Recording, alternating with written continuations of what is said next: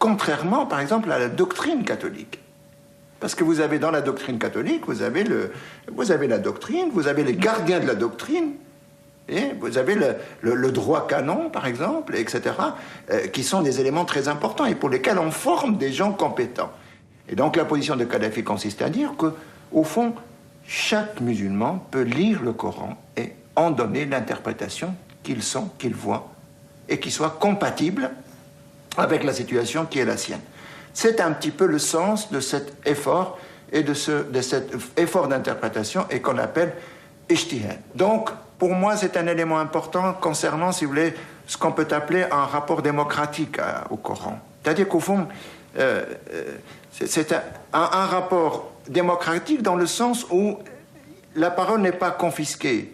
Et cette idée, si vous voulez, de ijtihad introduit, si vous voulez, cet élément nouveau, c'est qu'il n'y a pas le monopole du sacré. Je ne mélange pas la révolution avec les mouvements de libération à caractère religieux ou racial ou autre. L'homme est digne de la liberté, quelle que soit sa religion, quelle que soit sa race. Et les peuples opprimés ont le droit de faire leur révolution, qu'elle soit dans la terre d'islam ou ailleurs. Est-ce que vous considérez que l'imam Khomeini est un modèle pour l'islam ?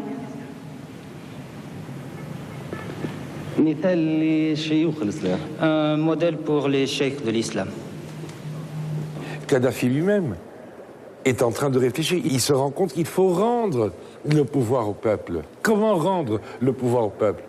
Lui qui est tellement imprégné de la Révolution française.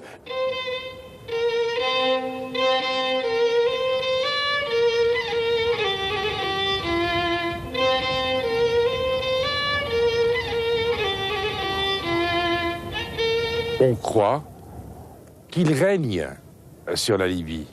En fait, c'est vrai qu'il décide, mais il n'est pas tout à fait le seul. Il doit tenir compte, lui, l'enfant du désert, il doit tenir compte de toutes les tribus, de tous les clans, de toutes les familles qui composent et qui constituent la démographie libyenne.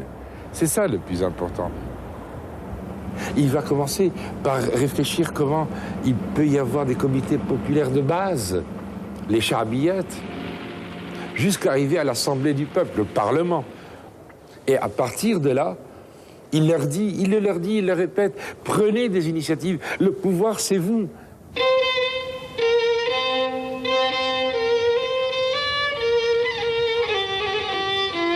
Kadhafi a, d'une certaine manière, parfois un petit peu cette euphorie de dire que, au fond, la Libye peut innover, y compris en matière de démocratie, et renouer en quelque sorte avec une conception antique de la démocratie, dans la démocratie directe. Il y a donc eu, si vous voulez, à partir de 1969, et surtout après la révolution dite culturelle de 1973, cette idée de radicaliser la vie politique et d'instaurer une espèce de démocratie directe. Et en principe, ces comités populaires, donc ces formes d'exécutif, sont l'émanation de ces congrès populaires. Les congrès populaires regroupent donc tous ceux qui sont en âge de voter, 18 ans, et qui sont en âge de délibérer des questions politiques. Donc, la démocratie, au sens où Kadhafi l'entend, c'est un système de gouvernement où le peuple délibère dans les congrès populaires, et de ces congrès populaires sortent des organes exécutifs qui ont pour charge d'appliquer ce qui a été décidé au congrès populaire.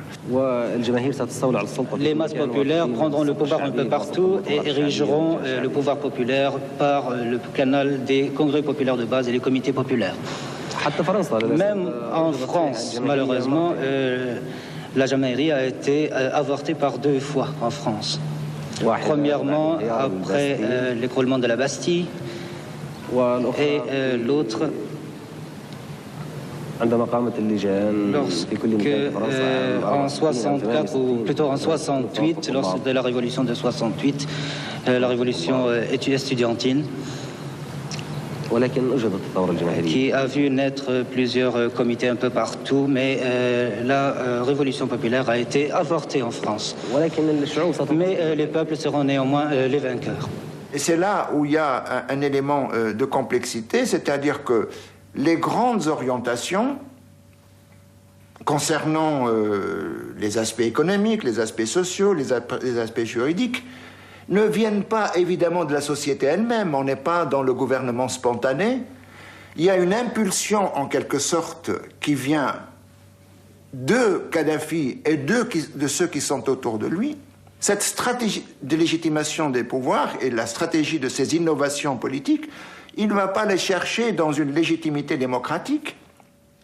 Il va les chercher dans ce qu'il pense être la légitimité coranique, effort d'interprétation, ijtihad, et dans le fait qu'il va constituer autour de lui un certain nombre d'acteurs, acteurs sociaux, les femmes, pas seulement les femmes, aussi les comités révolutionnaires, et les rapports qu'il a avec eux peuvent être interprétés,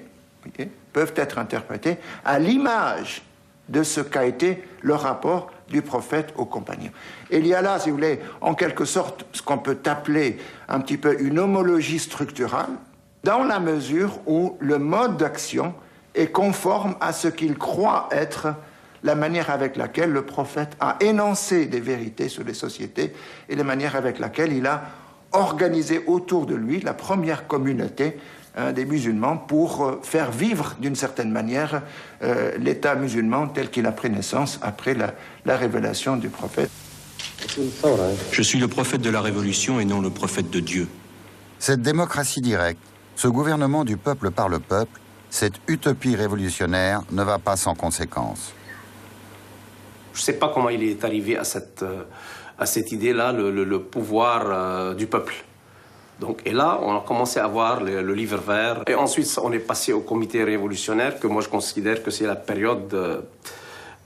c'est une tache noire dans le parcours du colonel Kadhafi. Pourquoi? Parce que les comités révolutionnaires, ils ont maltraité la population.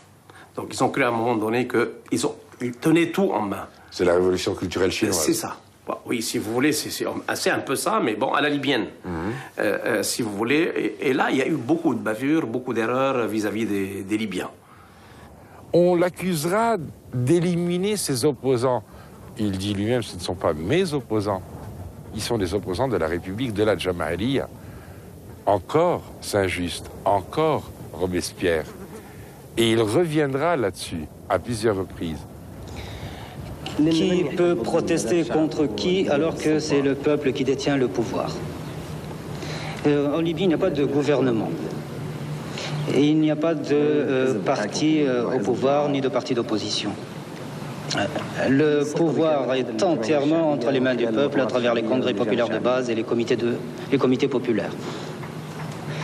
Il n'y a aucun sens à l'opposition dans un contexte où le peuple ne peut s'opposer à lui-même puisqu'il détient lui-même le pouvoir.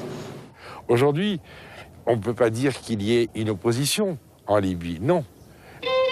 Installés dans les plus petits villages, les comités révolutionnaires seront donc, bien qu'écoutés, seulement consultés par le guide. Ainsi, pour irriguer le pays, Kadhafi décidera de lancer le projet de grandes rivières artificielles pour pomper l'eau enfouie sous les sables depuis des millénaires. Ce gigantesque système d'arrosage coûtera plus de 3 milliards de dollars payés grâce aux revenus du pétrole. Il sera éphémère car il n'existe que 50 années de réserve d'eau fossile. La Libye, c'est entre 3 et 5% de terre arable. Aujourd'hui, à Kobao, à quelques mètres des greniers fortifiés de Kobao, là où les paysans entassaient leur huile, leurs céréales et tout ce dont ils avaient besoin pour toute la saison, on comprend réellement ce besoin de sortir de l'eau du centre de la terre. En Égypte, il y a le dieu Nil. Ici, il n'y a point de dieu fleuve. Donc on a besoin de cette eau.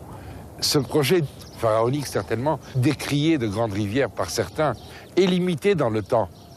Kadhafi lui-même, quand il a annoncé, il a dit, mais dans 50 ans, parce que ça ne durera que 50 ans, ne venez pas me dire, il n'y a plus d'eau. Oui, il n'y aura plus d'eau. Mais au moins, pendant ces 50 ans, on pourra peut-être agir sur le microclimat.